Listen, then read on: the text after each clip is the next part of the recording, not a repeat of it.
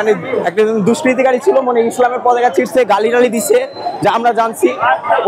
ওরা আস্তে আস্তে সবাই ধরে মারা শুরু করে দিচ্ছে। আমরা বাঁচাইতে যাইতেছি, ওরা আর মারলে তো মাইরাই যাবে। আমরা বাঁচানোর চেষ্টা করতেছি। কাজটা কি করেছিলেন যার জন্য এত ক্রোধের শিকার? ফিলিস্তিনি নিয়ে কোনো একটা গালি বা কিছু একটা ইউজ করেছিলেন, স্ল্যাং, যা না আমি শুনি নাই। বাকিরা বলতেছে যে গালি দিয়েছে, ওনাকে মারতে হবে, তো সবাই মিলে লাগে মারতেছে। ফিলিস্তিন নিয়ে উনি কটূক্তি করছে, তো এই জ্বরে সবাই মিলে ওকে মারছে।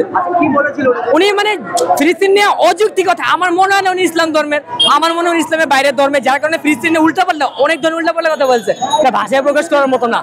আজকে সবজনতে খুব তুইছে এই খারাপ ভাষার জন্য।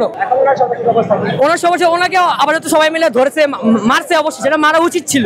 এখন তারা ধরে সাইডে নিয়ে রাখা হয়েছে, দেখা যাক। মানে উনি হয়তো রক্তাক্ত হয়েছে, এখন এটা হওয়া উচিত। যে ব্যক্তি ফিলিস্তিন নিয়ে খারাপ করতে পারবে, নবীজি নিয়ে খারাপ করতে পারবে, তাদের এর থেকে খারাপ অবস্থা হবে ইনশাল্লাহ।